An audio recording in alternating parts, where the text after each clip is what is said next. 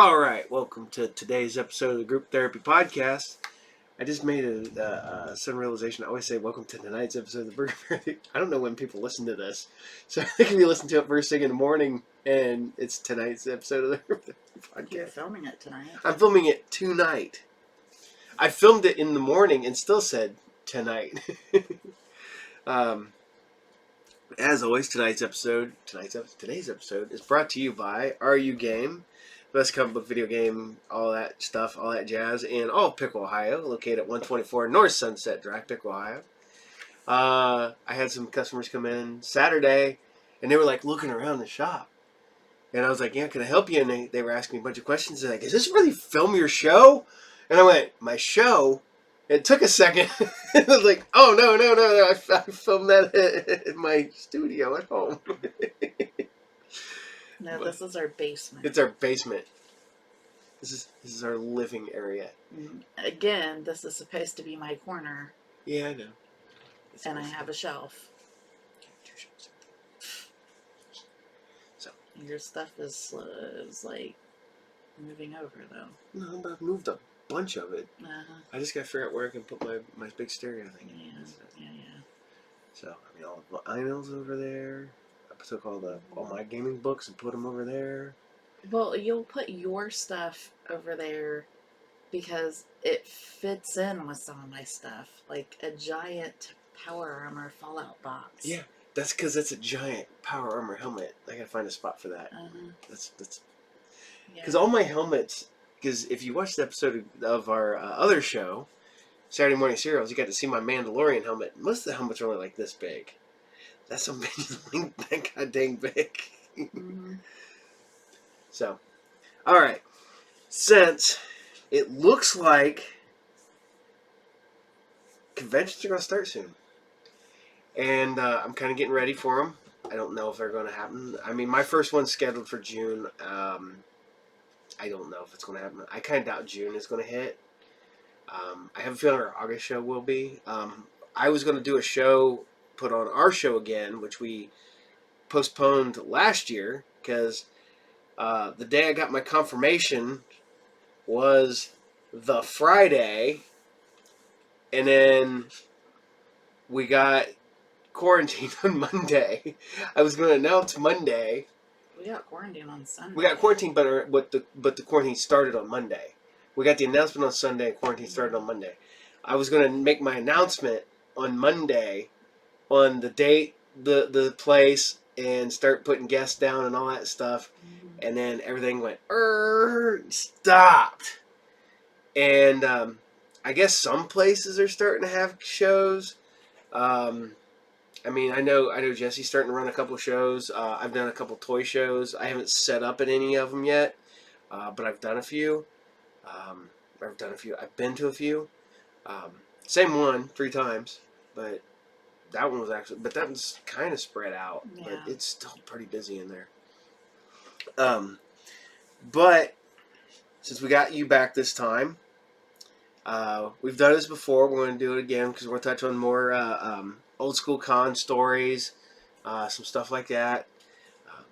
Because literally, I've been setting up conventions since 16. So that was 1990. Wow, 31 years ago, I started doing shows, playing with your. It's telling me to go to bed. Telling you to go to bed. You know how to go, when you got to work today? Tomorrow. Tomorrow afternoon. Tomorrow. Okay. Yeah, I don't have to get up early. Okay. Thank goodness. So we were sitting there. We were chit chatting about that. I ran into Jerry, and we talked about some conventions, stuff like that. But it's funny because I remember going to my first shows, and they had local shows all the time, but your big shows, there was not. They were like quarterly. So you had a big show in like April. You had a big show in July. You had a big show, which is funny because you had Motor City and Mid Ohio, which were really close to each other. And then it just kept getting more and more until it was like just, there was one. We figured it up when at one point there was one almost every weekend within a 100-mile radius. Whether it was a comic book, a horror convention, sci-fi convention, some sort of convention like that. And now we haven't had to hit any. Now they're doing them virtual ones, which I'm like, really? How do you do a virtual? That's where you get your 30 seconds online, and you get to like talk to them for like 30 seconds, and they sign something for you. I guess you got to send something in, and they'll sign it, and then they'll send it back to you. Wow. Yeah, it's these big conventions that are like, okay, we need to keep grabbing money, and we need to get that money grab going. I'm not gonna lie. I remember going to conventions when it was you simply stood in line. You paid your door fee, and that was part of your. And part of the thing was if you really wanted that person signature, you waited your ass in line. Mm-hmm. There was no fee. You know, I've met hundreds of guests and stuff like that. I've hung out. We've hung out with them and stuff like that. We've been all over. We haven't been all over the United States. We've been all over the East Coast, really. Mm-hmm. You know, we haven't been. I've never been to New York City Comic Con, but to be honest, I don't really have any desire to go to New York City Comic Con. That's like we had every intention of going to HeroCon last year. But it's funny because I love telling a story at the shop. Because, you know, we get a lot of girls now, and the whole convention is we say it's 50-50. And when you start going, I don't know if we've been together a year. Because I want to say, because it couldn't have been the first one, because because we met in October, and I doubt I would have taken you to the immediate one after that in November. Because Motor City was the end of October. That was. And then it was pretty soon after we started dating that I went to a convention with you. So you probably went, but I remember taking you the first time, and we walked in, and it was Motor City, and it was at when it was still in Taylorsville, Mm-hmm. and that was before I knew that your family was that close yet, because I hadn't met your family yet. You know, I met your mom and dad, of course, and your brother, but I hadn't met your extended family, your grandparents and your uncles and stuff. But we went up there, and I remember you like just, okay. Then you walked in, and you're just looking around, and you just look at me and goes, there are no other women here, are there? And then you like saw like there was like what 10, maybe, and you were like, what have I got myself into? And that's when you discovered, you know, that's when you found out about the Crow and stuff like that, because that was when Jim O'Barr was up there. He was always at Mid Ohio, or Mid Ohio Motor City. And he lives up there, at least he used to. I don't know if he still does or not. Yeah.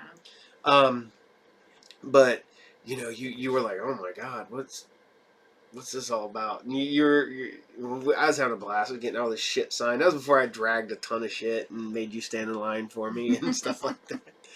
Yeah, I got ripped into that a few times. Yep, because now me and Mark do it, because if we can get, like, I was like, okay, well, you take these books, I'll go stand in line with this guy, and I'll take these books. If this guy signs 2 books, you know, 4 books or 5 books without charging, then I'll go get this signed, and we'll get this signed. We work together. Now that everybody's signing, and then it's so expensive to get in the door, now it's expensive to do everything at a convention. You know, it used to be that you know, they wanted you to get in the door. They wanted you to spend money while you were there with the dealers, because then that kept bringing dealers out. But now everybody's worried about the media guest, and then the comic book artists. Well, it seemed to have like switched. It's I joke around that Wizard World. I was like, I can't believe Wizard World has the balls to call itself Wizard World Comic Con. It hasn't been a Comic Con in about a decade. Mm-hmm. It's Wizard World Pop Con. Mm-hmm. And I love the ones that are just, we're a pop con, we're a pop culture convention. That, I am totally like, okay, that may, one of the things that I like about when the old Pittsburgh Comic-Con, before Wizard bought it and then immediately drove it into the ground, like they bought it and then just it had 100 guests and a $15 ticket price. They bought it. They had no guests and a $40 door price per day. Because everybody's like, yeah, I'm out of here. And there's like people, like artists and stuff like that. I'm like, why do you keep doing Wizard World conventions? Because I've talked to other artists and they're like, yeah, they forgot to come pick us up at the hotel. I'm like, I'm not gonna put these artists' names out there because I don't want it if that's an issue or something. But these are big name guys in the comic book field, and they didn't go pick them up at the hotel to bring them to the convention. Yeah, they had to figure out a ride to get there. That's kind of bad. It's horrible. But I remember. This is going back. We're going to get away from that for a little bit. I'm going to rant about that probably before the end of the show, anyways. But. I remember when you would come and we started doing the Dayton shows. Because this is back, we had 2 Dayton shows. We had the Columbus show, we had Indianapolis, we had Sharonville, we had Cincinnati. Occasionally we'd do Toledo. Sporadically we'd do Zanesville, stuff like that. And I remember at first you just came and visited. Like, especially with Dayton shows. You'd just be like, we're in the neighborhood, we're going to the Dayton Mall. So you'd come down and hang out for, 20 minutes, hour, whatever, and you would take off. And then, as we were together longer, you started staying longer, and you're like, wow. And then you started, like, learning about, like, because I remember when you first came, when me and you first met at the comic book shop, you thought comic books were for kids. You did not know even remotely. I had no idea. What because it was, you liked Teenage Mutant Ninja Turtles, but I don't even know if you knew if Teenage Mutant Ninja Turtles was a comic book. No. And then you read Teenage Mutant Ninja Turtles, and you're like, oh, this is nothing like the movie. And I'm like, no, it's not, because it's brutal and violent. It's weird that Turtles took that hard left turn into, like, kid-friendly. Because them early comic books are not kid-friendly. No. But, it's... When you started, like, going, oh, well, what's this? Faust, Cry for Dawn. You're like, oh, shit. And then you start meeting these guys that were doing Cry for Dawn. You got the guys who did Faust. You met the guys who did, you met Jim O'Barr. And you're like, holy shit. And then you started getting into it and stuff like that. What's funny still to this day, and me and you laugh about it, is that you got people that are like, oh, are you into comics? Is Paul into comics? You're like, no. Mm-mm. No.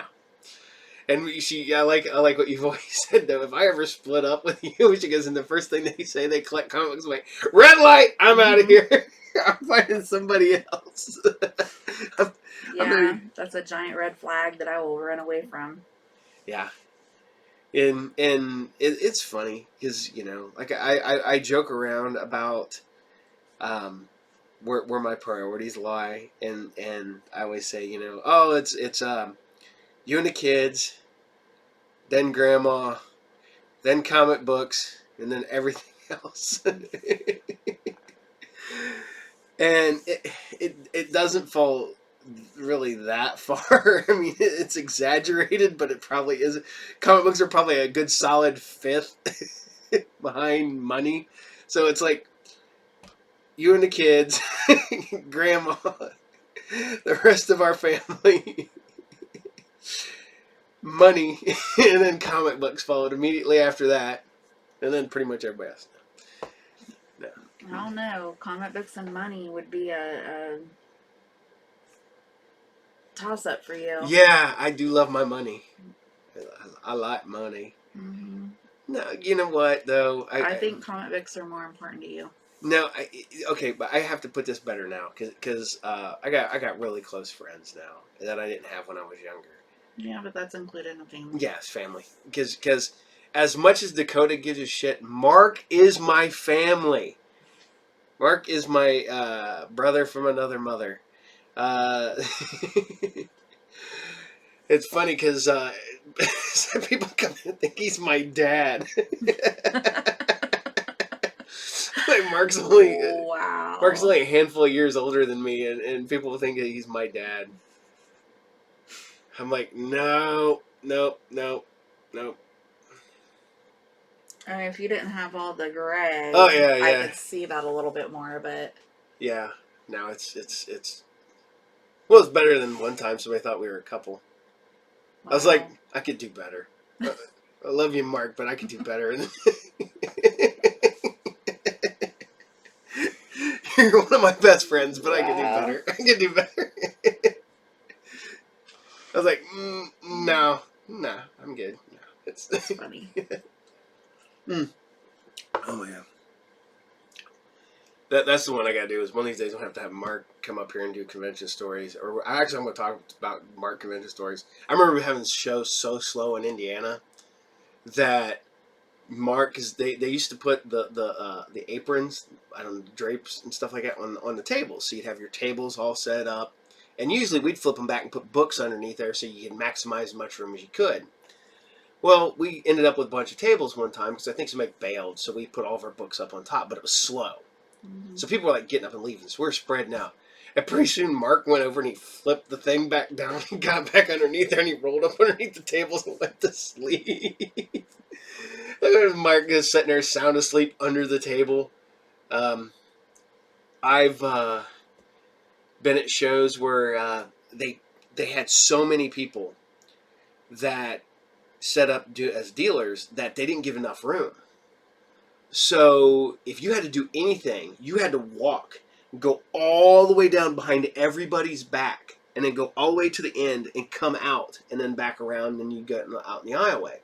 So I mean, this is like 20 tables long with people doing sales that you had to walk behind them or walk through their area. Mm-hmm. And we were like really close to the wall. So it wasn't like, I think we were like maybe next to last. So it wasn't like you could go out that way. So we're sitting there, and I don't even remember if it even had a wall or if it was just like, then there was more tables and then it went around. So we're sitting there, and I kept jumping over the table. So I would just jump, hop over the table, go, hop over the table, come back, hop over the table.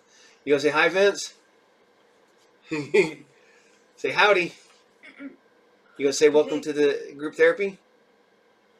Go sit down then. So, but I was hopping over the table. And I'd been doing it for a couple hours, or most of the day. Anytime we'd want to do something, I'd be like, man, I get bored. So I just like hop and jump over the books and land on the other side. And I don't know. This is probably 2:00 in the afternoon and a 4:00 show, maybe 5:00 show. I'd go to jump over the table that I had done like 4 or 5 times already. And I got in there midway through, the table collapsed. I go falling through, books go everywhere, and I stand up and I'm like, oh shit! Pretty soon we're pushing the books out. They bring us another table. We set everything up, and I go, all right, whatever. So because we had books underneath because we were using the tables. Like I said, we're maximizing all of our space. It wasn't like I could just roll underneath the table. I've done that many a time too. Mm-hmm. But yeah, I was just like hopping over, and all of a sudden one time I go to hop over, I put my hand in the middle, and I jump over, and when I go to jump over, midway through, the table collapses, I go down into a heap of table comic books, and me. And the bad part is I'm laying there, and everybody just comes over and like, you alright? I'm just like, yeah, I think I'm fine. I want to say it was Indianapolis, but that might have been down to like Sharonville or something. And then you had to watch it because not only would they set you up like that, they'd set you up in front of doors. So your backboard would be up against the wall, but there'd be a door behind that, and people would just open the door and like try to force their way into conventions because they didn't want to pay whatever, or whatever.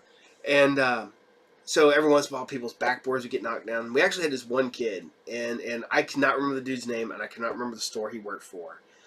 But people dreaded if they were set up near him or next to him. If they were next to him, they would bitch and they'd like, oh, can you move us? I remember guys leaving because this kid, and I don't know if he did it on purpose or if he was just a bumbling, dude, but he would knock over everybody's backboards. And that's where everybody had put their high dollar books. And he damaged, I don't know how many high dollar books. And it was because, yeah, and it was pretty common with that. And like I said, I cannot remember him. If anybody listens to this and remember doing Jubilee shows in the 90s, and they remember who this kid was, let me know, because I want to know if he's still in the business and stuff like that today. What's funny is that there's only a handful of us that are still from that era that are still around today. And it's funny when people who haven't done shows in a while or haven't been to them will come to a Jim and Dan show or something like that, and they'll be like, oh my God, I remember you at the Dayton Mall Holiday Inn shows. I'm like, yep. I was like 17, 18, 19, and they're like, oh my God, I remember those days. I was like, yeah, me too, because that was the good old days when you made bank. And God, I remember doing thousands of dollars in a day at them things. Mm-hmm. And then they went downhill, and then they're picking back. Hopefully they'll pick back up because everybody's buying everything. Yeah. And I don't know if that's because everybody's got the free stimulus money, so everybody's just spending money to spend money because they're like, oh, when am I ever going to have that extra $1,500 or whatever again? Yeah, I think people are running out of that. Yeah. People are just buying more because you don't have nothing else to do. Yeah, you're just stuck at home. So, but. It's bad is that I keep buying stuff for conventions that I bought all last year, and I still have just piles of stuff sitting at the shop that I was supposed to be doing shows to sell. Mm-hmm. I'm not gonna lie though, I was able to move. I bought 3 Transformer collections, and I was able to move most of that, but that was because I got to the point where I'm like, it's just sitting in my way now. I need to do something with this. Mm-hmm. So it ended up online. Started selling it all off because it was either set on it and wait, or I put a lot of it out for sale, but I had so much of it that I just didn't have the room for it. So but it's funny now because I'm hoping that with the reopening of conventions that people will be making, because it looked like toy shows were doing great. Everybody said they were taking good money, so it's good. Yeah, which is great. Which my problem with doing those shows, I go to them, but I hate setting up at them because it's literally on my busiest day at the shop, so I can't justify taking a shit ton of my stock and moving it to here while I'm still open here, and then I got to pay somebody to be here. I got to take part of my stock here. I got to pay for a table here. I got to pay for gas, all that stuff here. So it's like, let's leave it here. Sunday shows are great. I'll do a Sunday show all day long because I'm like, if it's close, I pack all the shit up Saturday when I leave the shop, throw it in the van, get up the next morning, drive to the show, do the show. It's my day off. And then, but I don't do it as much as I used to. Mm-hmm. I remember, when we had we'd have at least one show every weekend, sometimes 2. So, all right, I'm gonna give a break. Put a break here, and we'll be right back and with more convention stories. My name's Ice Cream Jones. I'm bringing the kids my ice cream cones. A crunchy cereal for breakfast. The great taste of ice cream cones. Whoa! I'll have vanilla. Give me chocolate chip. They look and taste like ice cream cones. The crunchy part of this nutritious breakfast. Surprise! Ice cream cone cereal comes with Chum Balls. Chum Balls? Gumballs for friends. In specially marked boxes of ice cream cone cereal. Safe Rides is here for you.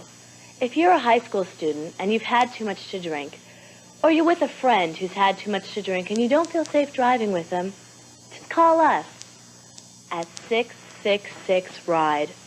All calls are confidential. It'll be worth it in the morning. We'll be right back with more of Bugs, Porky, and the whole gang in just a moment.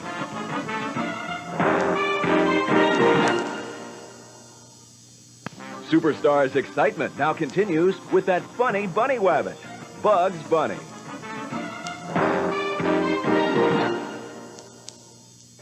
Sunday on 21 Jump Street. I have $1,700 saved. It's all I have. I want to give it to you if you'll kill my father. A student tries to hire Hanson to commit a murder, and he has to find out why. Her father's Clarence Nelson, man. He's a cop. I think we're looking at sexual molestation. We could be wrong. You need to get that girl out of there. Stand back! You just take your hands off of my daughter. Sunday night at 7 on Fox Channel 11. All right, we are back, and we're going to go into more con stories here. So, what's funny is, like I said, we would do conventions every weekend. We had a show, sometimes two. I remember doing 2 Dayton shows. We do Dryden Road, then we do Dayton Mall, and we'd go and get up, take all of our, we'd pack everything on Friday night, leave, run down, do it, go back, reload up the van if we needed to, or the truck, and then we would go and do the next show the next day. I remember doing Columbus on a Saturday, driving back to Troy.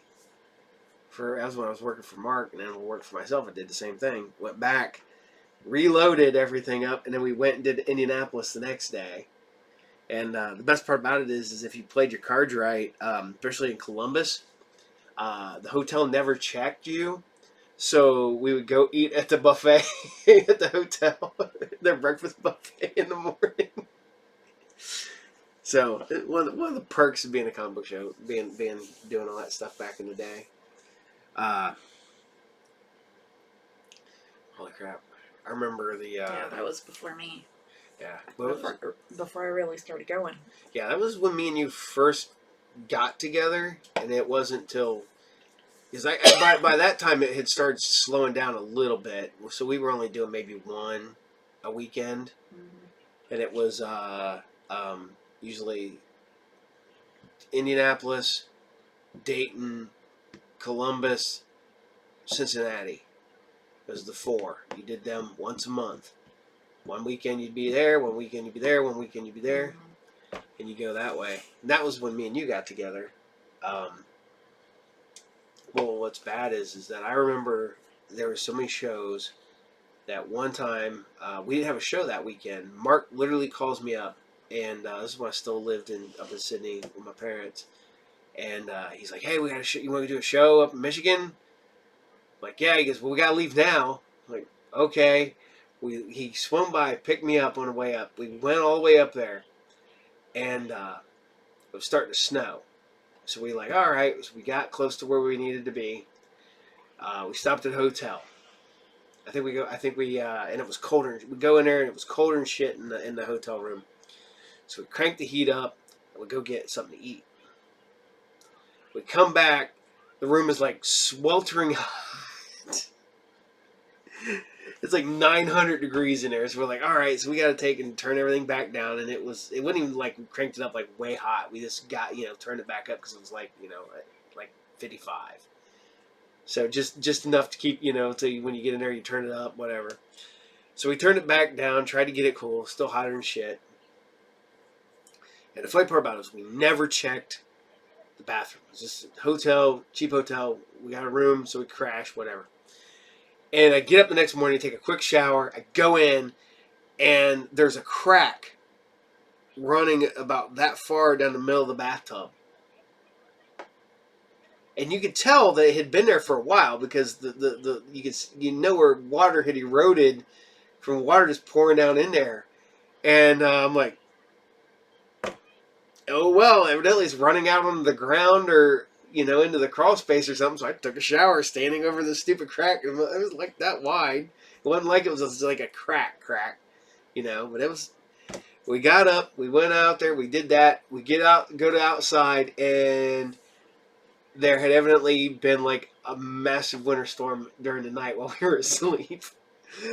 So there's snow everywhere, but by the time we got up, they had started plowing the roads. Like I said, this is Michigan, and we're used to it. But as we're driving, there's just cars in trucks and shit in the median and in the ditch and everything. We're like, oh, so we're not gonna make any money at this show because nobody's gonna get here. So we get all the way up there. We do the show. Ends up not being horrible bad, and but it was one of them ones where it was like, holy crap, man, we're out in the middle, because I think we was doing like Flint, Michigan, and we never did a Flint show. It was just like, hey, there's a show tomorrow. Do you want to do it? Sure. And, you know, I packed up, ran up there and did it, you know, because, you know, I used to make really good money doing that. And that wasn't even my, you know, I didn't have to invest any of my time or any of my money into it. I just made money back then. So, but we went up there. It was like a trial of errors on the way up there. But then we got there, we did the show, we came back, and everything was kind of fine. So. Yeah. That's the thing. Yeah. Well, it's like, you know, me and you have been lots of places now. Like, we went to Baltimore, we've been to Chicago, we've been to Atlanta, been up to Michigan, over to, yeah, we've been down the ones in Kentucky. I don't know if you ever, did you ever go to one? I think there was one in, like, Tennessee we did. I don't know if you ever did Tennessee. No, I think I've only been to one in Kentucky. Yeah. Never went to Tennessee. No, Tennessee was, I think I just did that one on a whim. I've been to Pittsburgh with you. Yeah, Pittsburgh. Pittsburgh was a blast back in the day. Like we said, you know, and yeah, I know there's a whole horror story behind the whole thing, but that wasn't connected to it by the time we got there. But yeah, that was, oh shit. I like the stories of Joe and Brandon.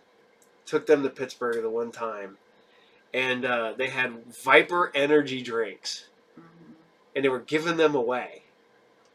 And it was funny because I started talking to the people that worked there, and by the time they left, I had gotten, I don't know, I filled the trunk of my car with cases of Viper energy drink. And this is back when I was drinking like 3 or 4 energy drinks at 4 or 5 a day. And it took me forever to burn through those, so I had to have a lot. And the only thing is they couldn't give me the case. So I had to go find boxes, come back and fill them, take them boxes out to the car. And then Brandon and Joe are like, I don't know, 10, 12. And they decide that when they start drinking energy drinks because they were free. And they're like, I think my heart's going to... It's funny now because they're okay, but... Yeah. But they were sneaking them, is what they were doing. Yeah. So, Joe was funny because I remember because I'd take him and Brandon to some shows together. I'd take Brandon, and then sometimes we'd take somebody else. Or I took Joe a lot. Joe went with me to a lot of shows. He's still, even when I go, I still like to take Joe with us. But I remember taking Joe to Pittsburgh, and I'm getting an autograph. Standing in line to get some autographs. And Joe goes, can I go over here and look at these toys? And I'm like, you just stay where I can see you, you know, right there. And Joe at the time collected Mighty Mugs, which were Pops before Pops, and they were cool because you could actually move them and play with them because they had articulation and shit, and they came with weapons. So Joe collected those, and we're sitting there, and all of a sudden Joe comes walking back with a bag. And I'm like, where did you get money? He was like, I ain't got no money. Like, where'd this come from? And I mean, you didn't want to think the worst, but when your kid comes walking up with free shit, you're like, who gave, no. Because you were right there, I seen him. I didn't see him, like, really talk to anybody, but it still could have been, you know, because it's literally just across the aisle. And I walked back because I thought I was going to have to give them back to the guy. And I was like, and Joe's like, no, he gave them to me. I walked back and he goes, I go up to the guy and I'm like, hey, I was like, did you give my kid these, you know? And he's like, yeah. And he goes, that kid knew all about them and he liked them and I had extras and I thought he would like one and he did. And he said, thank you. And I'm like, okay, thank you. And I walked off. Joe still has that Mighty mug. That's I can't remember funny. which one it is. I think it's a Django Fett. That's funny. But He has stuff given to him all the time, though. oh yeah, I remember doing Gem City.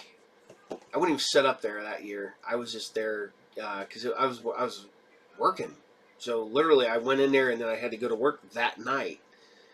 And I took Joe with us, and we're sitting there in line for I think Philip Tan, and I'm getting a sketch done.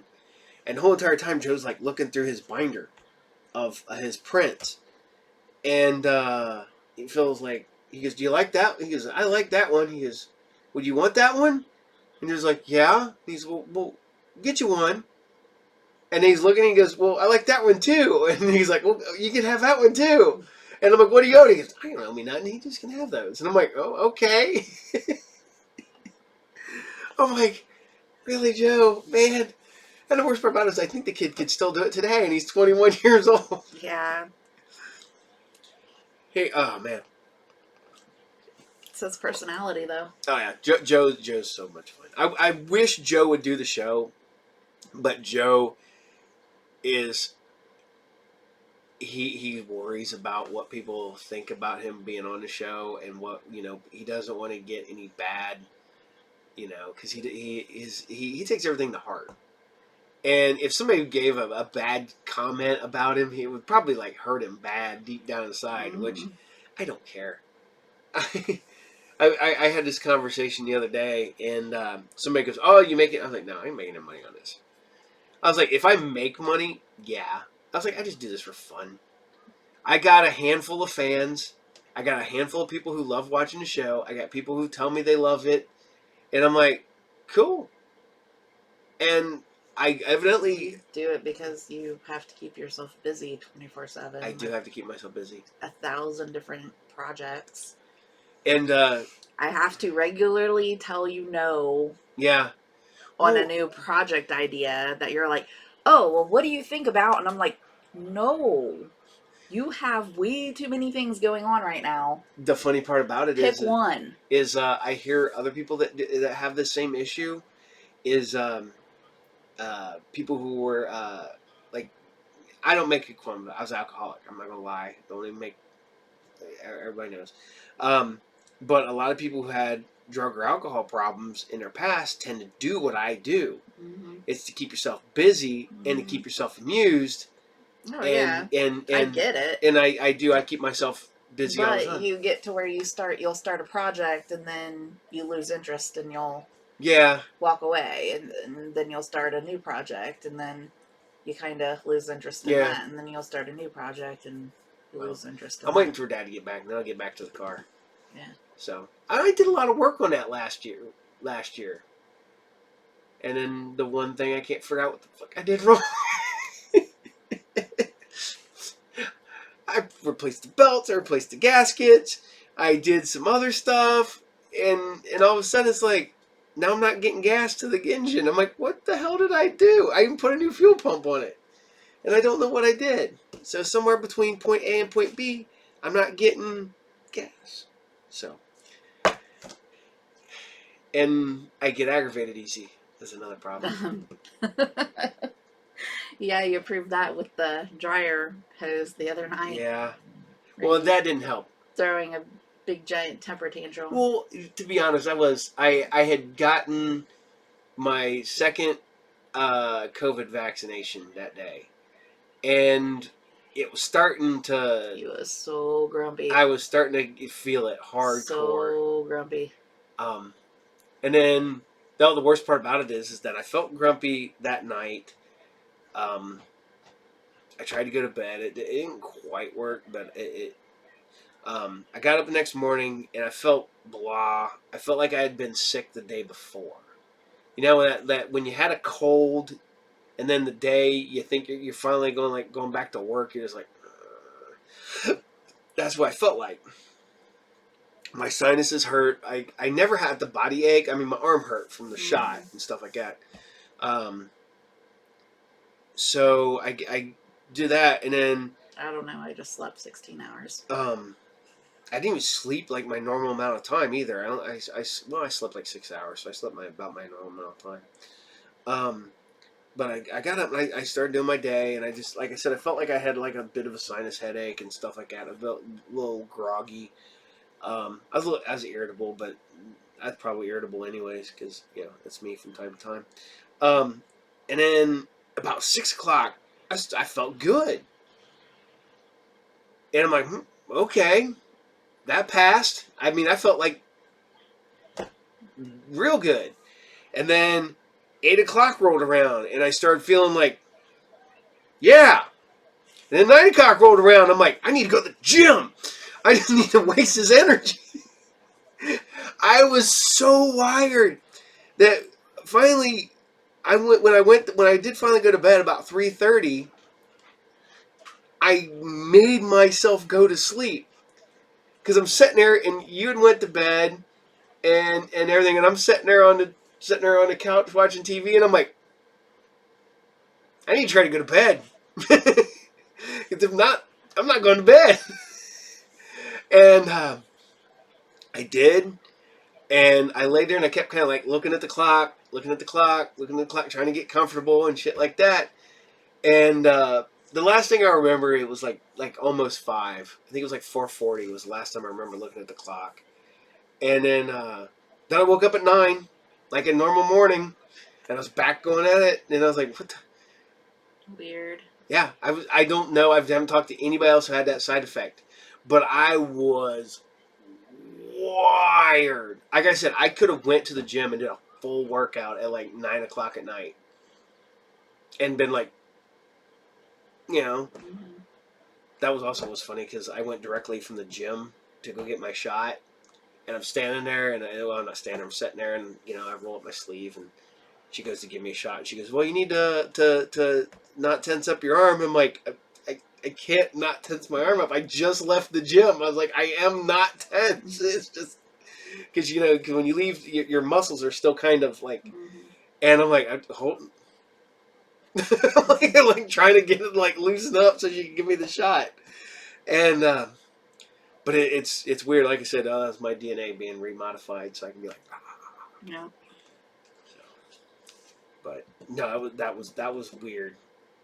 Freaking Friday night, because I was, like I said, I was expecting to get kicked in, like everybody kept telling me, like, oh, I felt miserable after like almost exactly 24 hours later. So I'm sitting there and I'm waiting for it, and 1:30, 2 o'clock rolled around. I'm like, okay, I feel okay, but you're lucky. And then, like I said, 6 o'clock rolls around. I'm like, I felt better. I felt like I would normally feel, and then, like I said, then I felt like I was like freaking wired. Felt like I drank like fucking like 5 Red Bulls. And but thing is, like, my heart was never racing, or it never was like, but it was like I couldn't sit still. I get up, I move around, I come over, sit down over here, I get up, walk over there, stand over, and I couldn't like mellow myself out. That's a really weird side effect. Yeah. So, I don't know. I don't get it. Like I said, I don't know anybody else who had that side effect, but I'm sure other people did. You can ask them on tomorrow at your doctor's office. Ask them if anybody else had the side effect like that. I haven't heard anybody say.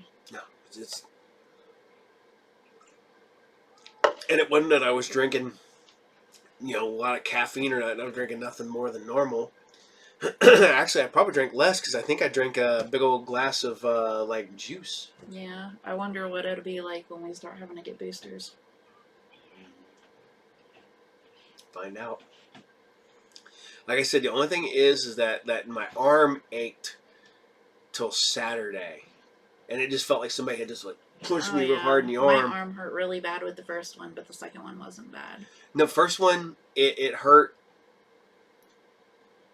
most of the day, and then when I went to bed, I got up, it was kind of fine. No, the first one hurt pretty bad for almost a week. No, not me. For me.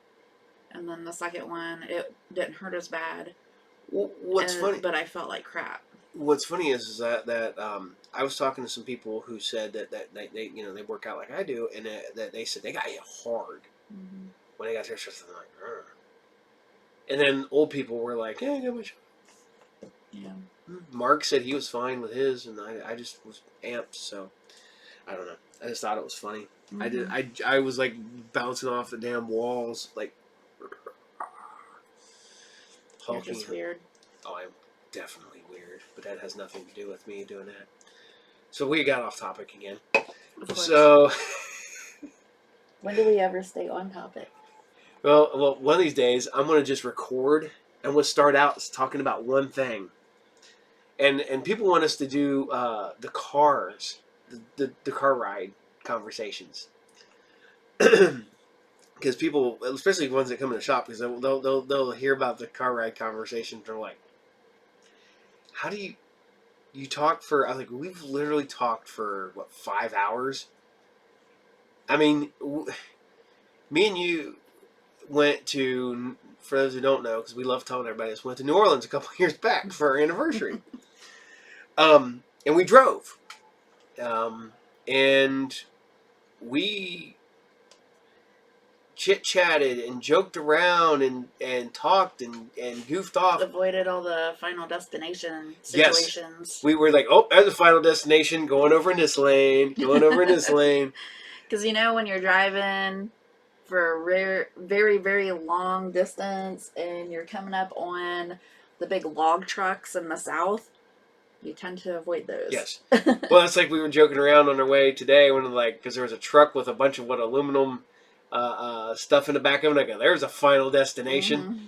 For those who don't know, Final Destination is a franchise of movies where people die because death is chasing them. Mm-hmm.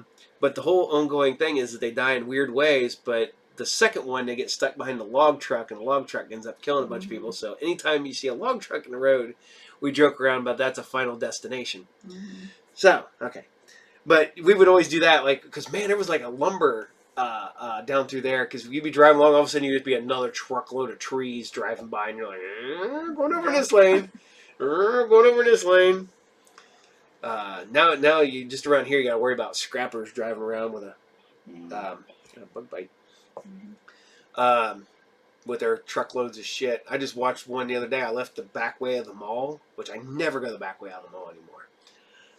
But I was heading, and this guy goes, and I'm going over the train tracks, and this guy's got a pickup truck, like a Ford F-150. He drives over, and he hits that train tracks at speed, and that shit just goes boom, boom, boom, and you see it raise up in the back of the truck and slam back down. I'm like, yeah, I'm going this way. That's because I do not need to get my brand new car hit with a washing machine.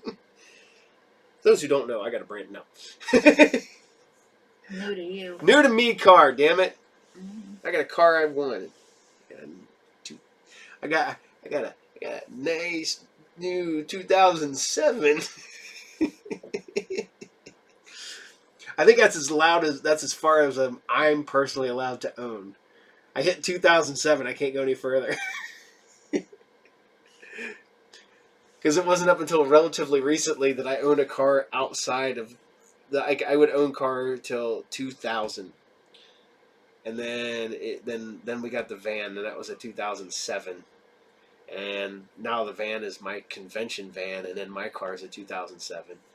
But there for a while, every car I owned was a 1997. Mm-hmm. I owned a 97 Camaro. I owned a 97 Cutlass Supreme, and what else? It was a 97 something else I had at that time. I had a van. Was it the Aerostar van that I had briefly? It was a 1997 Ford Aerostar van. Yeah, my van. So I had but yeah, every vehicle I owned was a 1997. In the mid 2000s, I had the newest car I had was a 97.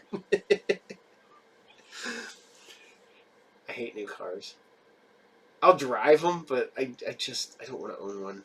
You got one, that's yours. I know you like your car. It's a good car. I will drive it, but I don't know how to fix anything on it, and it makes me feel horrible. At least the 2007 stuff, I can, if the alternator goes out or something like that, I can put a new alternator on it. Your new car, I don't know shit about it. So, be alright. But No, we'll get back to this. When Tina and I travel, we play like car games. We joke around. We do the Final Destination. We do the movie game. We talk about stupid shit. We actually talk to each other Yeah. we're friends. Yep. You know, but Mark went with us to Baltimore one time. And Mark's like, you guys talk to each other? Like, the whole time? And then we taught him the movie game. And yeah, fun. So. Yeah, I'll never forget that. You guys do this the whole way? Do what? Talk. Yep. Yeah. I couldn't do it. I mean, we'll sit in silence for, 15, 20 minutes or something like that. And then neither one of us can handle it. Yeah. We even, we'll sit there and we'll listen to like Sirius XM on our way down the road, and we're both metal fans way back, and we all listen to hair metal and stuff like that, but we listen to Hair Nation, and it's funny because I was sitting there going, because I don't look at the little things, which now my car has our cars all have the little thing, but back when we had the van and we had Sirius XM, it didn't really give any of the information. It just told you the channel. So we'd be sitting there listening like, okay, I remember this song. This is, we'd go, and then I'd be wrong. Tina would always be right, and I'd always be wrong. Or I'd go, I thought that was it Y&T Summer Girls? I thought that was Sammy Hagar. Shit. Stuff like that. We'll do stuff like that all the way there. Or we'll listen to, I make her listen to Busted Open, the wrestling podcast, and she's like... I just zone it out after so long.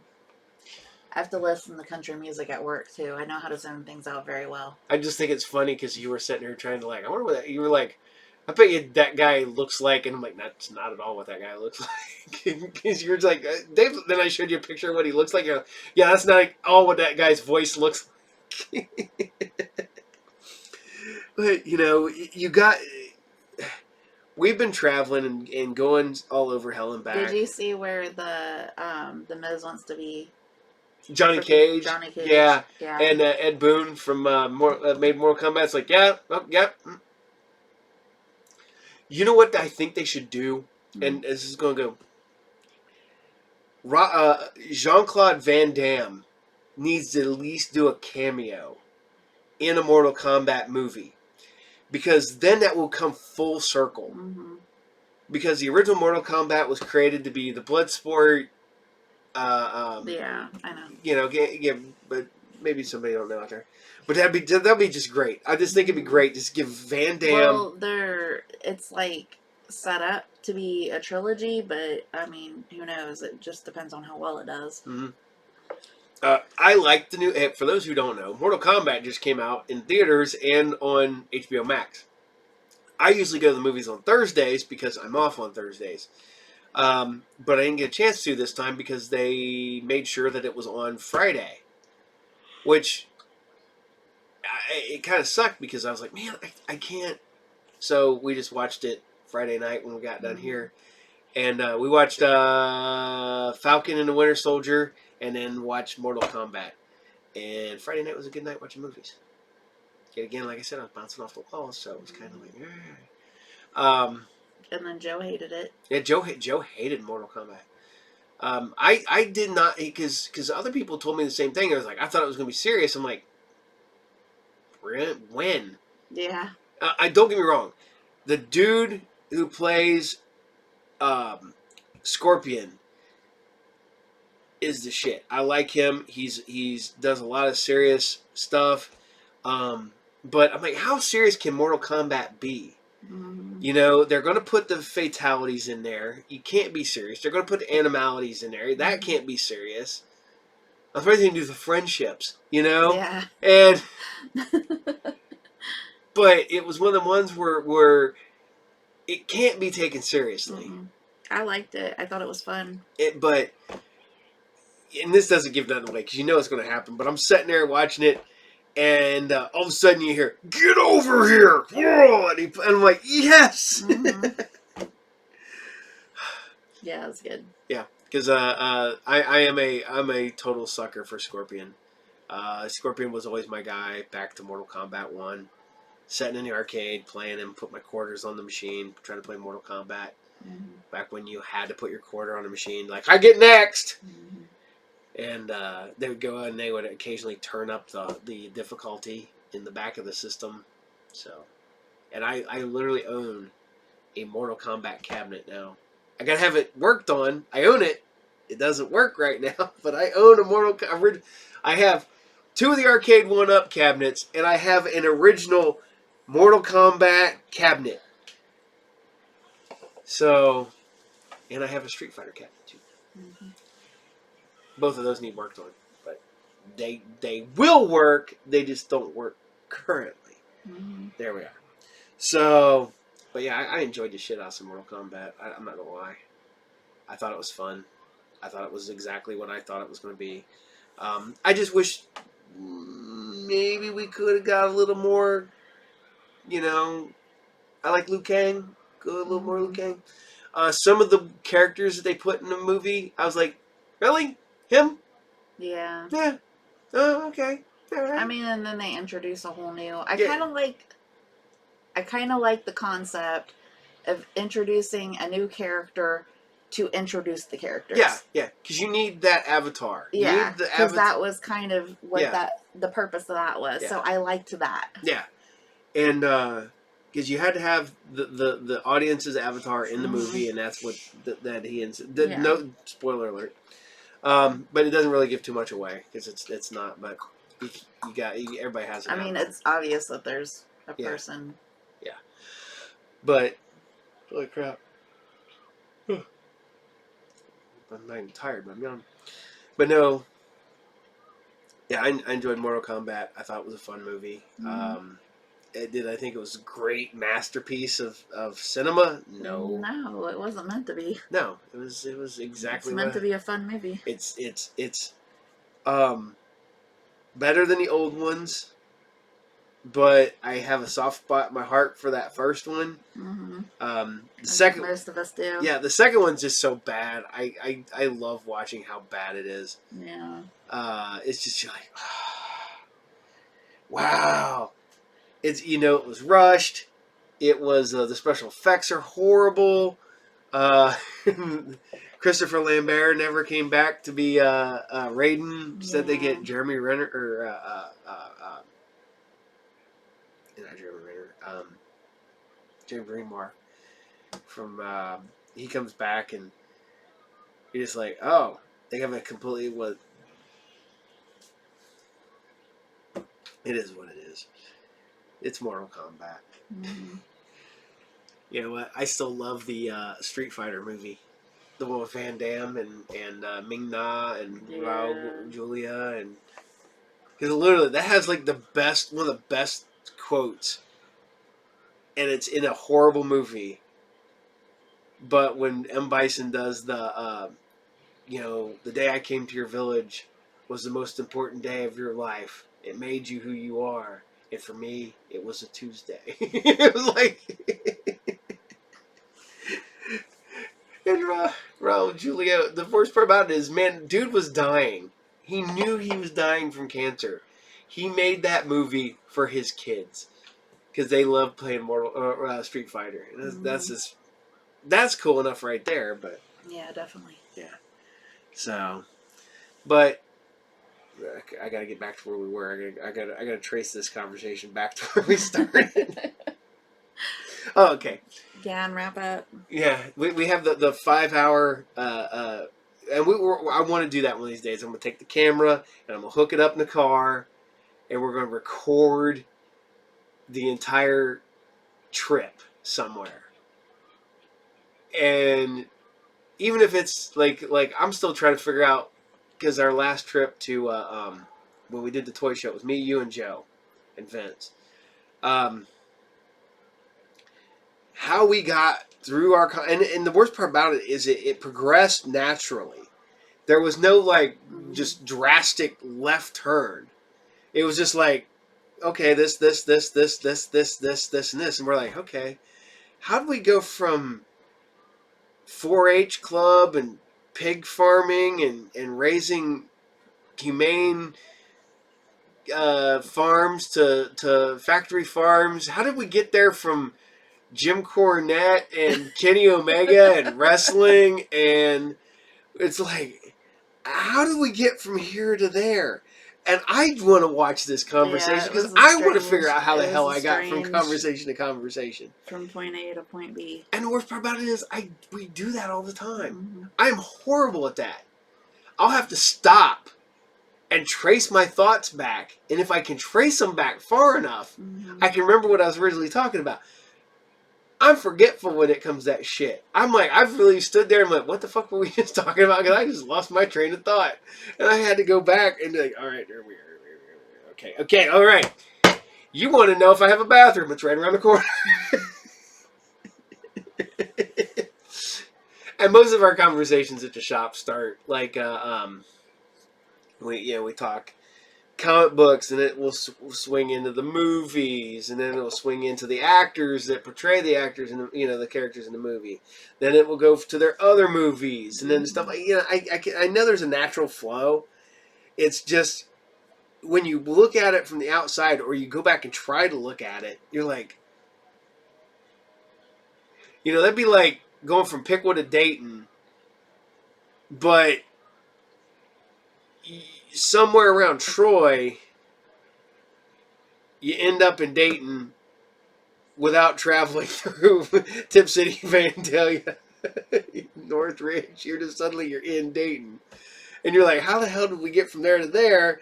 Because the conversation is what comes between there, but you don't know how you got from there to there. So, and that's our conversations to most every convention we go to.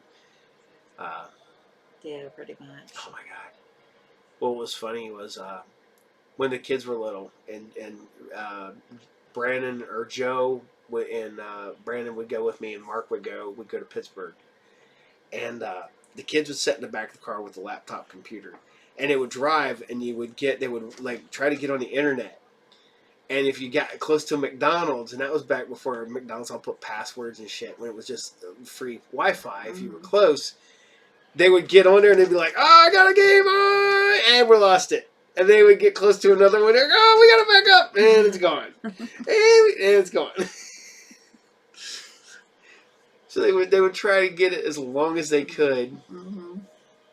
But, oh my god, just watching those kids do that shit.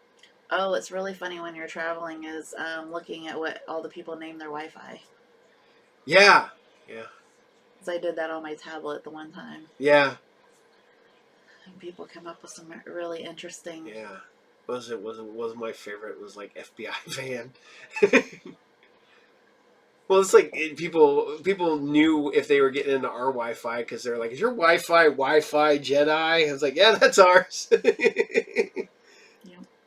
I don't even know what ours is right now, but... It's our last names.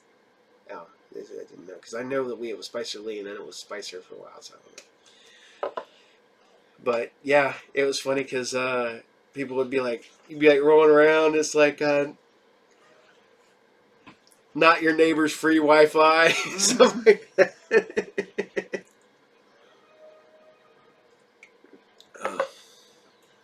But one of the best parts about going to conventions and being on the road and stuff like that is we tend to be kind of foodies, and I don't want to use. I hate using the term foodie. I mean, if I just find good food, it tastes great. I'm like, whatever, it's good food. I don't think I've ever taken a picture of my food.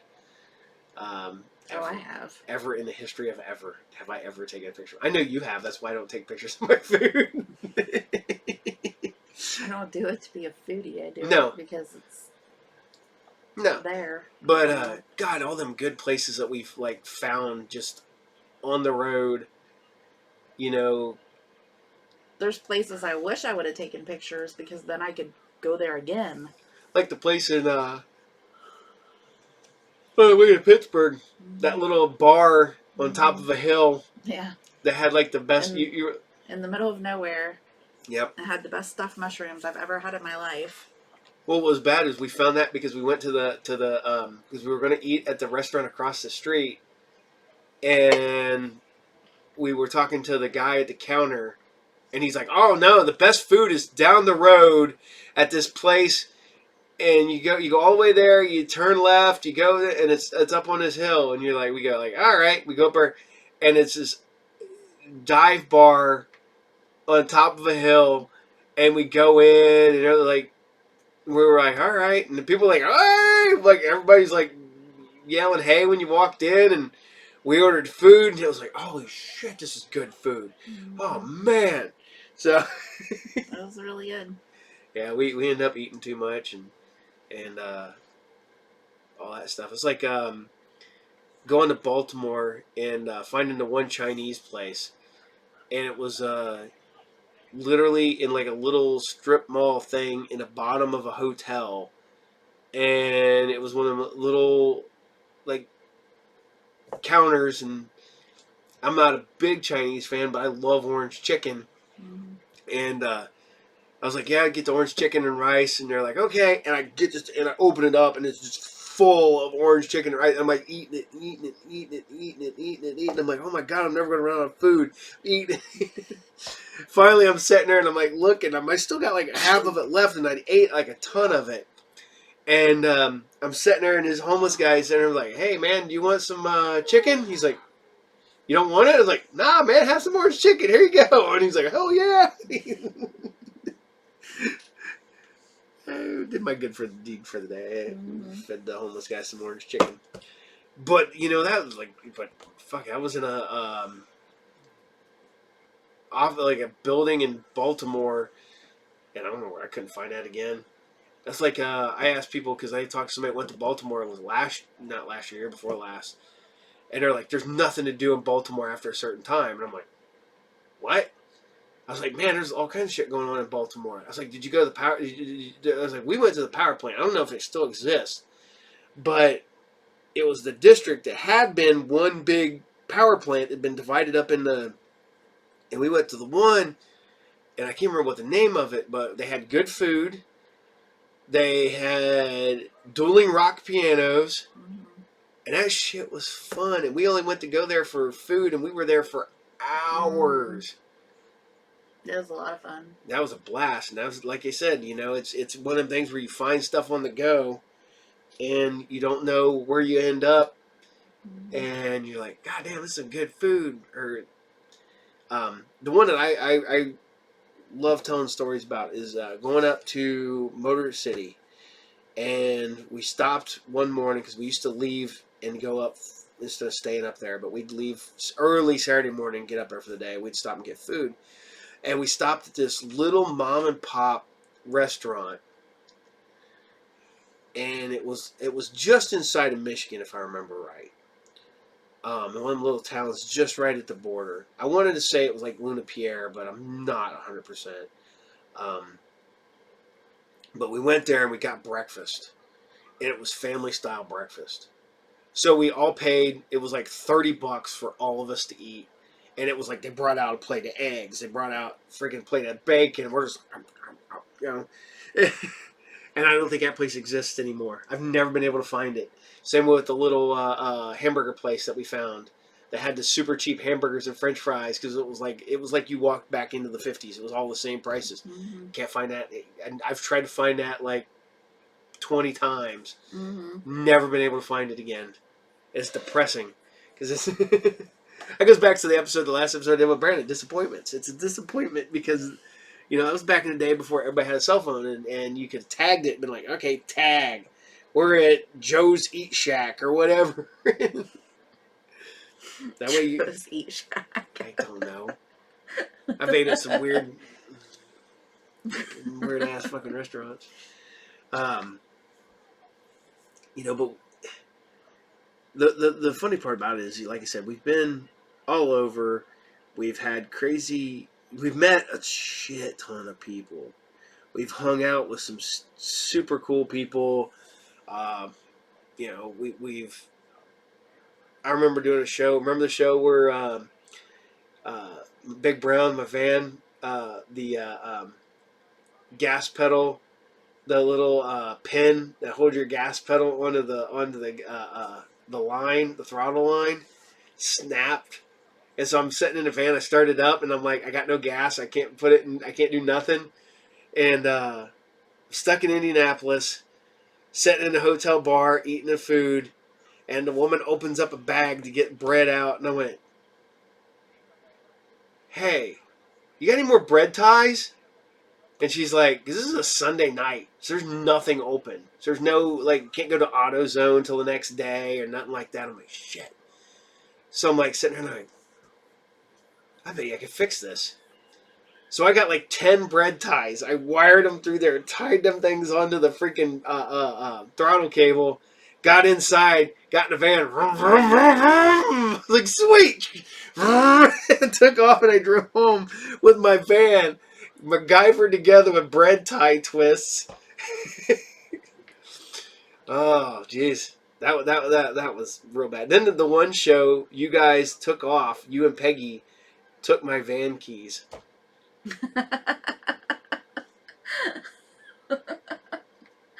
We're getting ready to leave, and we can't leave because we have no keys. Because you were just supposed to, move the van or something, and you moved the van and put the keys in your pocket, and you were visiting, and then you took off and went all the way back, and I was like,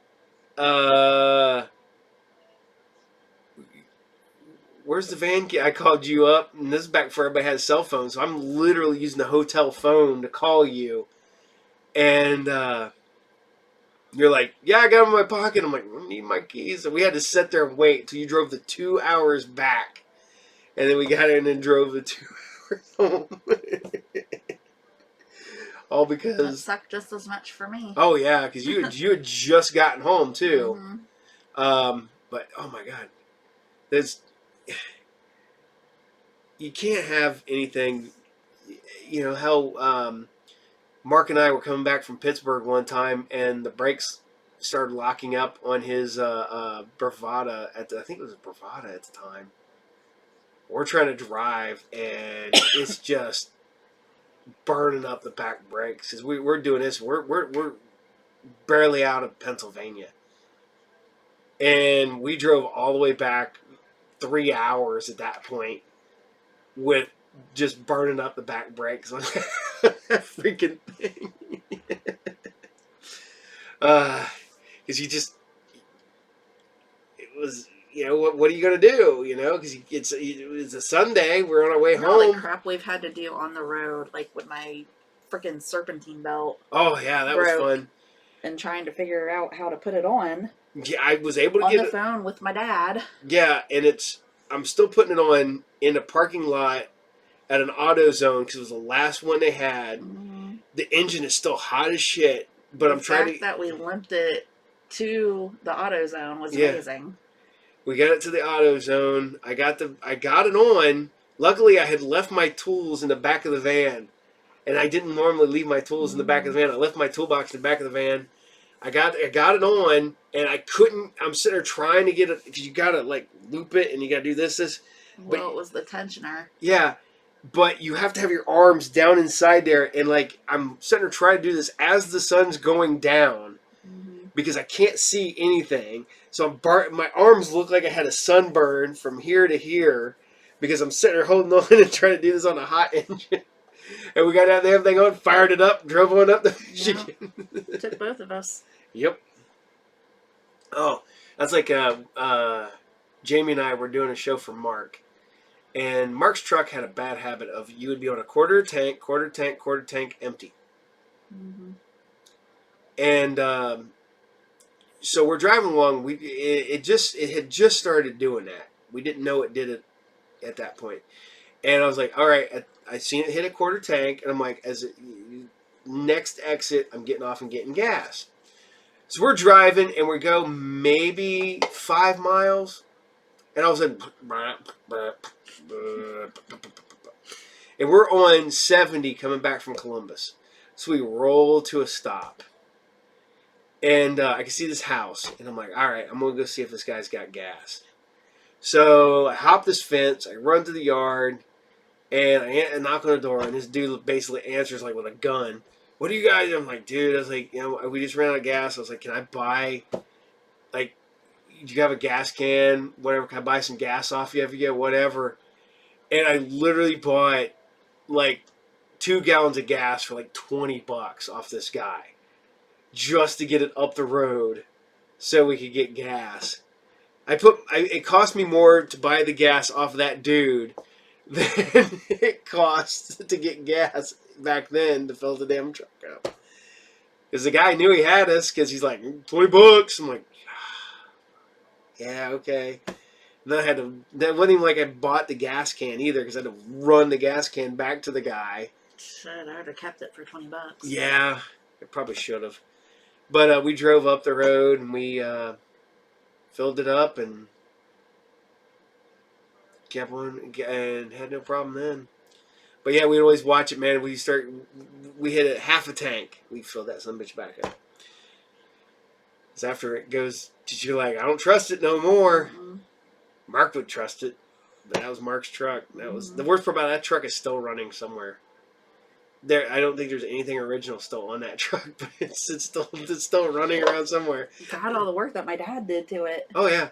Well, the worst part about it is I want to say the frame was cracked, because every time when Mark would get in, it would go like this, and you could see where it would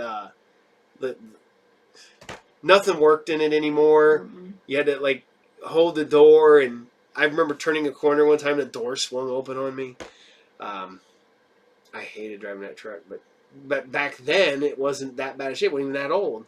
Mm-hmm. But we drove the piss out of that truck. That truck had been all over everywhere. Loaded down with way too many comic books. Way too much shit piled up in the back of it. Just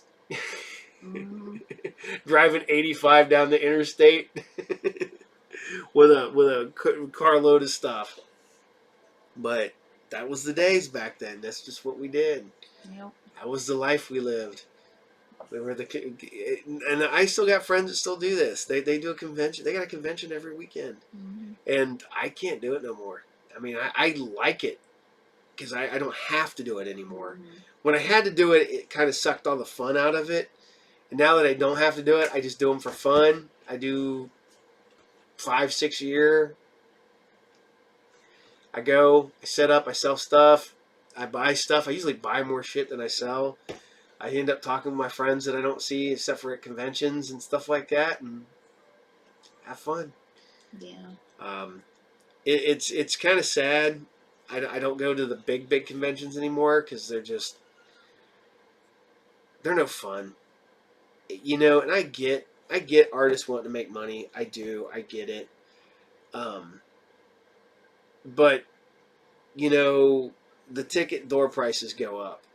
The guest prices go up. If you're going to have guests be horrendously expensive, then at least make the door price go down. Mm-hmm. No one wants to pay $50 to walk in the door to have to pay another $300 for one autograph. Mm-hmm. Or comic book artists that, Okay, I can understand even having, have just the autographs, like one autograph is reasonable. And then, charge for the photo ops, charge a little more for that stuff. But let the autographs be reasonable. Let fans go and get autographs. Yeah, it's ridiculous. And it's all in cash, too. Mm-hmm. And they throw it in a laundry basket under their table. And then they get separated, and the house gets half, the guest gets half. Not only the fact is the guest gets a shit ton of money up front too. Mm-hmm. So,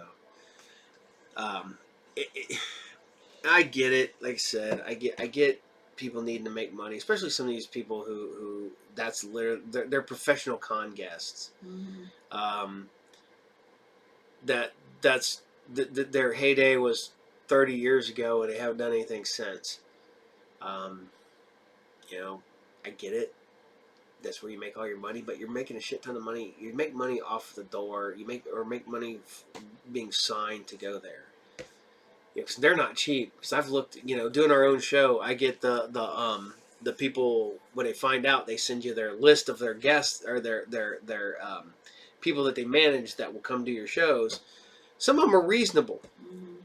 Some of them you look at and go, why are you $5,000 a day plus expenses? You would never draw $5,000 because even after, because you got hotel, travel, and the money up front, and you just look and it goes, there's no way that you're gonna bring in that much money, and you just gotta like, and then you see them at shows and you're like, who's hiring you? Are you getting a discount rate? You gotta be discounting it because there's no way that you're doing this show and there's nobody in line for you that I would justify. If I as a promoter, if I did a convention and I paid you X amount of money to show up, and you show up and not one person stands in line for you, or you get 10 people that get autographs the entire day, I'd be like, yeah, no. I'd be like, what counts that check? I'd be like, you did not, that's, and I know you're supposed to advertise these people and you're supposed to get, but the amount some of these people want and the amount, you're just like, there's no way you could bring that amount of money into a convention. And I'm like, there's just no possible way. It's a thing. Yeah, but it is. It's the nature of the beast now. And I keep telling this to I'll tell you this to the day I die. Stop paying them stupid amounts of money.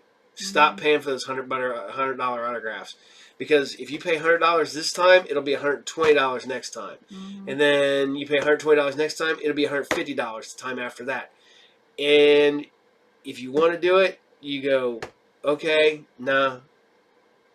People would, and I get a lot of shit because everybody's like, oh, you remember the old days, Grandpa? I'm like, yeah, I do. I remember when it wasn't, they didn't, completely remove the guests from the convention. The guests could be walking around talking to people. Yeah, they wouldn't sign autographs unless they were at their booths, but they would go out and hang with their fans. I mean, Norman Reedus tried to bum a cigarette and a lighter off me at a Horror Hound one year. We've hung out with Ted Raimi. We've hung out, that will never happen because their management keeps them separated because they don't want people to have that unless they pay for that experience. Yeah. And that shouldn't be part of it. Part of the experience is going to conventions, is enjoying the experience of the convention. If you have to pay for every experience you have, that sucks. I can't. Well, it sucks for people that can't justify the cost. Like, I've had people argue with me about it and be like, well, if people want to go, if it's important to you, you're going to save up that money and you're going to go. And I'm like, okay, but when you're poor and you can't justify the cost of that, like, why don't I, as a fan, deserve to have some of those experiences? If I, and a whole lot of people in the same situation with me didn't watch those movies, watch those shows, enjoy that stuff, they wouldn't have a career. Well, that was like the ones that were even charging like $10 just to say hi to them. Yeah. I was like, I had to look that shit up. I thought it was fake. Until somebody that I knew was at that convention where they were doing that. And he goes, yeah, there's like 5 people doing it here. I'm like, are you shitting me? They're like, no, people are paying $10 to walk up just to say hi. I was like, fuck that. I've had guests come to me and say hi. They're like, hi, how you doing? I'm like, oh, pretty good, how you doing? Like, the kid from Gotham, the little fucking Bruce Wayne kid. He was sitting there, and he was at the end of his booth. Me and Brent walked up and talked to him, because they're like, his, like, person was like, would you like to talk? I'm like, yeah, hey, how's it going? And they're like, he's like, oh my God, I'm talking to adults. And what's worse is the ones that you see that want to hang out. They want to talk to their fans. They want to be out there on the floor. And you can tell that the convention or their management will not let them. Because they're just like, I've been to conventions and I paid for an autograph. And they like gave me a quick picture and another autograph because they knew I was a fan. I talked to, they were like, they could tell you were a fan. Mm-hmm. And then you've seen them where they go to do something and they're like, oh, nice day, and they're like, and I get that the conventions want to make money. I get that, but fucking Wizard World's been hemorrhaging money for the past 15 years. I don't even know how it still exists. But it is what it is. They just went under a different name. Now they're under Ace. Still the same group. But, I don't know. It's funny because, like I said, we've been everywhere. We've talked to people. I mean, when group therapy started out as a TV show. It started out as group therapy TV at in Tip City on public access TV. We would get our media passes when we go to conventions, and we got to hang out and talk to people. And you can see the early stages of where management and conventions wouldn't even let people talk to the people who were there that were media people. If I dig through my stuff, I still got my media credentials for a couple conventions and shit floating around. But we've got. We went to Atlanta and I went down with press passes.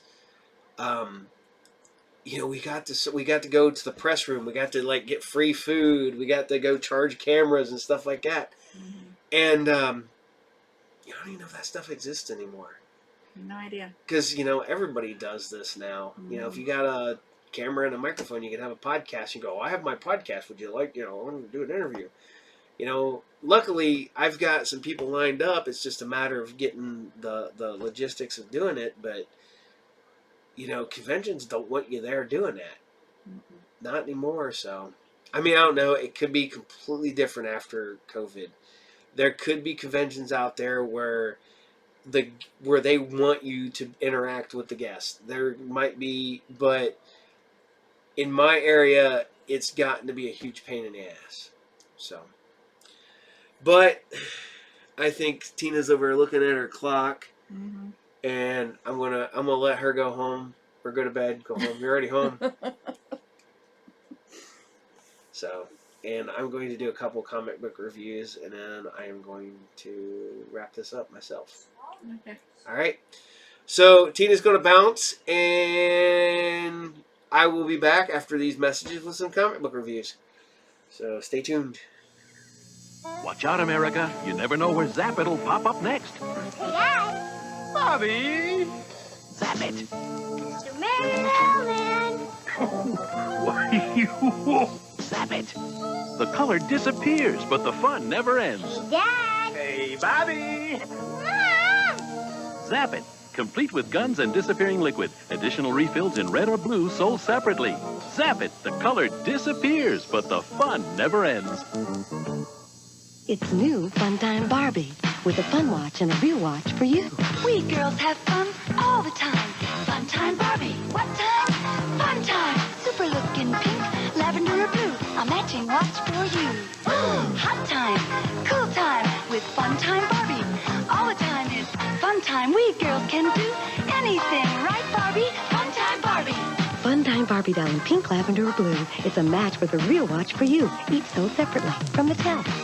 Hey, a monster pet. What's that? A monster pet has puppet action. Chain up. More action. Yeah, get a monster pet. There. Monster pet's a good pet, too. Neat. And so friendly. But look out. They'll get you. Uh-oh. Beware of monster pets. My Monster Pets have puppet action features. Part of the My Pet Monster collection, each sold separately with breakaway chains from Amtoy. All right, and we're back. I'm going to go ahead and review some books here before the end of the show. So, Tina's gonna sneak in here, get her bottle, and do something with that. I don't care if you don't. Trying to be subtle. Subtle, whatever. I'm sitting here talking to you, so it can't be too subtle. All right. First book I'm going to talk about is Gung Ho, Sexy Beast. Gung Ho is one of the books that caught me out of nowhere. It's from a Blaze Comics. I bought the first issue on a whim. It's in probably the near future, these big abominable snow ape bear things are running rampant and killing, and they're taking over the planet. These people are in settlements. Here's this. In the near future, the White Plague has decimated the planet's population. Civilians as we know it is just a bittersweet memory. The world has become a dangerous place. Survival is the only possible for fortified cities and settlements in the danger zone. How much things have... What are we talking about, Vince? Excuse me. What time is it? It's time for lunch. It's time for lunch? It's definitely way past time for lunch, but it's 12:30 at night. No. No? No thanks. No, thank you. All right, bud. Go play. But there's 2 books going on, but this is the main core book, Gung Ho Sexy Beast. Basically, these kids decide that they're tired of following the rules because they're getting betrayed by the fortification that they're in, and they go out into the wilderness to go find their friend. It's a fun book. It's dark. It's got its funny moments, but I'm enjoying that right now. So next up is Post Americana. In the far-flung future, the world is fallen. There's, I don't even know how to explain it. There's just a ton of stuff going on. There's cannibals. There's animatronic park, like amusement park characters. There's just a ton of stuff going on. Issue 5 just came out. It's enjoyable. I'm liking it. Steve Stroud does the artwork. Dave Stewart writes it. It's from Image. It's enjoyable. I can't really explain it, so I think it's something you just need to read. All right. Next up is Radiant Black, new superhero from Image Comics. A guy decides one day he's broke. What, Vince, really? Move your hand, dude. Come over here. Sit down. Vince, do not touch the camera. Vince, stop, please. No. No, come here then. Sit down. No. Nope. No thanks. So, but he touches this little black hole, and he becomes a superhero with like. What? Okay, go play. Go upstairs and go to bed. You need to go to bed. No. No thanks. But he's broke. Sorry. He's a broke down writer who ends up with superpowers. Who tries to figure out how to make money with superpowers. It's fun. They're only on issue 3. I can't wait to see where this book's going. They introduced his anti version of him, so I'm loving it so far. Next up is Robin. Damian is on his own, and I did not want to like this book as much as I did. This is so much fun. It's great because even got Damian reading some manga, so it changes to a manga style. But basically, Damian goes out and joins and tries to figure out how to get into like a supervillain Kumite. So, because he wants to fight all the deadliest, because he's the son of Batman. He's the grandson of the demon. It's good. It's a first issue. I didn't think it was going to be as good as it is, but I definitely cannot wait for the next issue on that one. And this right here might be the best book going currently. That is Stray Dogs. Stray Dogs is from Image. It is artwork by Trisha Forrester, and Tony Fleece. I've said this before. I will say this again. It's Pets done by David Fincher. So it's these dogs in a house. They find out that they're trying to figure out if their new owner, because they're all stray dogs that are taken in by a new owner, and their new owner may or may not have killed their previous owners. So it is dark. It's a bit disturbing, but it's literally like Disney style artwork. It's almost not maybe Disney style, but like maybe some All Dogs Go to Heaven artwork. That is at least top 3 books, if not the top book I'm currently reading right now. I can't wait for the next issue. So, but that does the comic book reviews today. I'm going to tie it all up tonight. Remember, we are still doing the giveaways. So we're getting close. We're getting really, really close on YouTube. We hit 100 subscribers. We'll be giving away Dark Knight's Metal. Subscribers on Podbean, we're going to give away Road to Dark Knight's Metal. We hit 400 subscribers on Twitter, or followers on Twitter. We'll be giving away a copy of Uncanny Avengers. So also watch our new show. That is Saturday Morning Serials. It drops every Saturday. I host some old school Saturday morning cartoons. This last week we dropped Kid Video, Spiral Zone, and a bonus Dungeons & Dragons cartoon. So I'm going to say goodnight. So remember, like, follow us, hit the subscribe buttons, comment, tell us what you like, tell us what you don't like, and always remember, we're not licensed therapists, and good night.